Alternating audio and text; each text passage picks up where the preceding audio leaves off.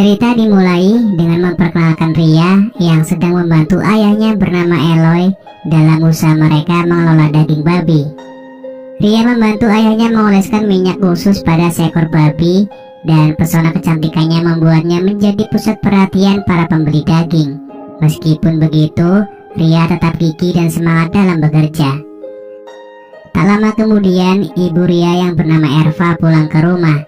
Erva baru saja berhenti dari pekerjaannya di luar kota dan hubungannya dengan Eloy terasa agak renggang karena jarak yang memisahkan mereka. Meski demikian, kedatangan Erva memberikan kehangatan dalam keluarga mereka. Suatu ketika, suasana berubah tiba-tiba karena Ria kehilangan uangnya, yang membuatnya merasa khawatir. Namun tidak butuh waktu lama bagi mereka untuk menemukan pencuri tersebut. Cerita kemudian berpindah pada pertemuan antara Jonas, seorang pegawai ayah Ria, dengan Ria sendiri.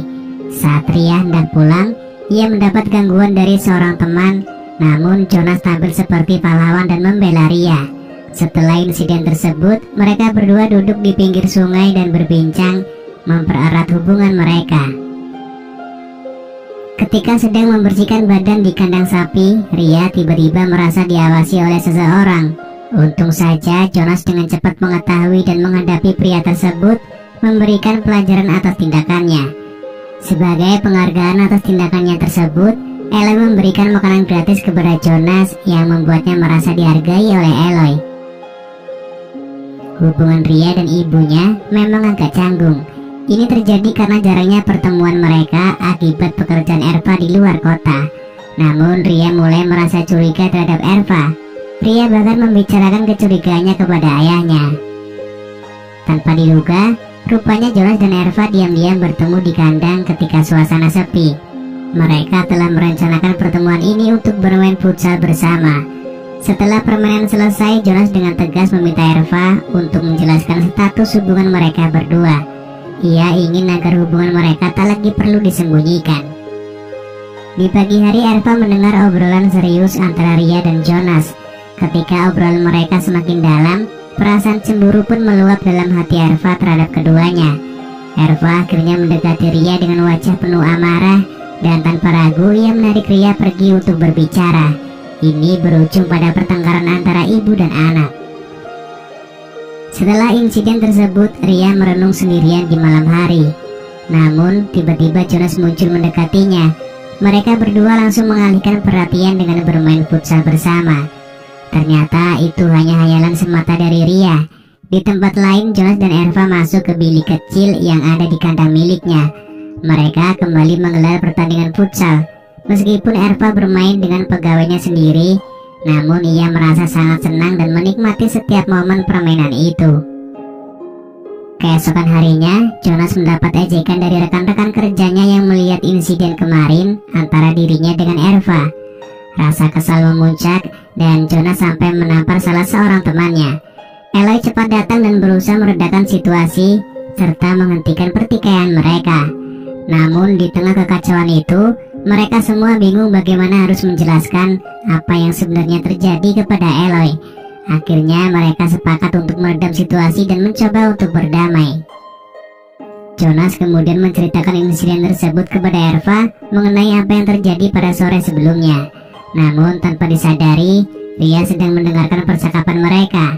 Saat teman-teman kerja berkumpul, Jonas dengan tegas menyatakan bahwa perasaannya kepada Erva adalah tulus dan bukan hanya karena urusan finansial.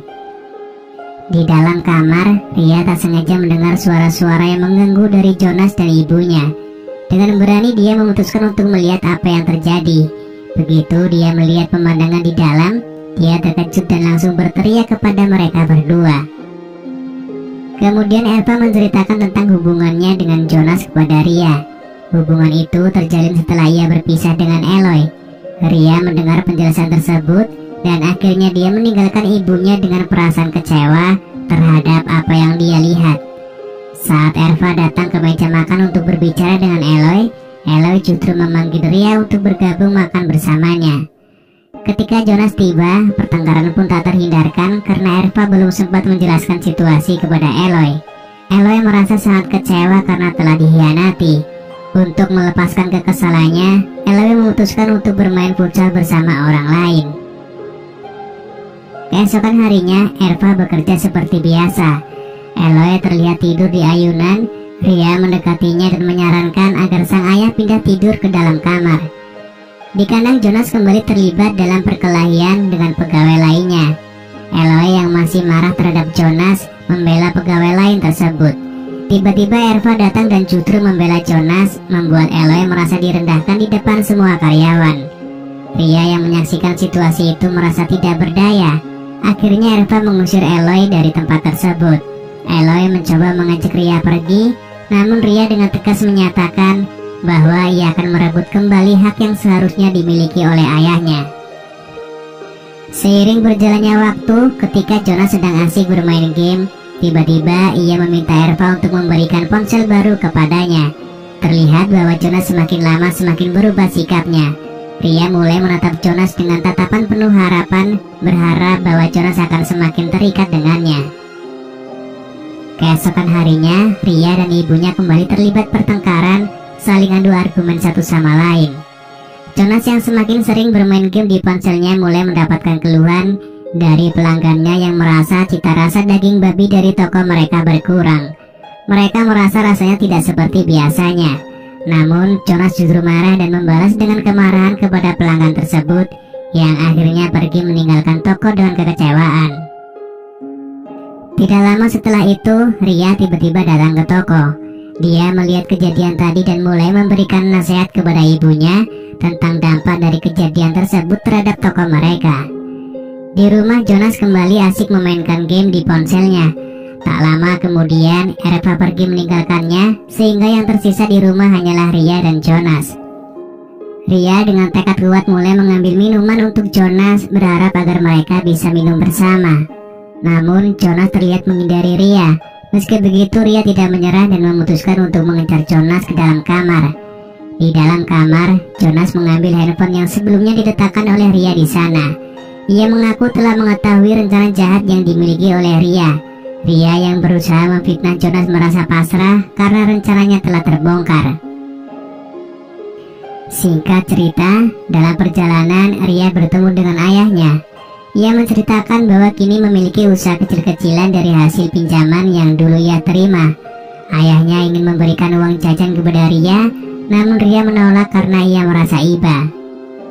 Sementara di rumah, Jonas berani menjebak Ria dengan maksud untuk mengajaknya bermain futsal. Jonas mengancam Ria dengan membocorkan rahasia permainan futsal mereka jika tuntutannya tidak dipenuhi.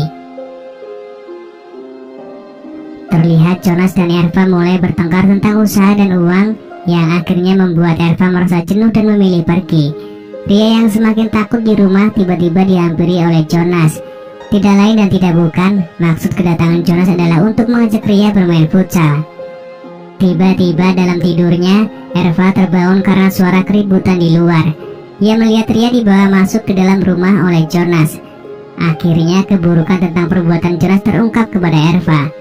Jonas kemudian mengungkapkan rencana jebakan yang seharusnya diberikan kepada Ria, dan Ria menjelaskan bahwa sebenarnya Jonas yang telah menjebaknya. Meskipun Erva merasa bingung, ia lebih mempercayai penjelasan Ria dan memutuskan untuk mengusir Jonas dari rumahnya. Emosi Jonas yang terpancing meledak dan perbuatannya mengakibatkan Erva kehilangan nyawanya. Kejadian ini membuat Jonas sangat panik dan bingung tentang tindakan selanjutnya. Ria akhirnya berhasil melarikan diri dari situasi tersebut. Ia mendatangi ayahnya di tempat kerja untuk bercerita tentang kejadian itu. Sementara Jonas yang akan melarikan diri tak sengaja bertemu dengan Eloy. Eloy akhirnya melancarkan pembalasan terhadap Jonas. Ia menangkap dan memanggang Jonas seperti babi yang lezat dan siap disantap, lalu film pun selesai.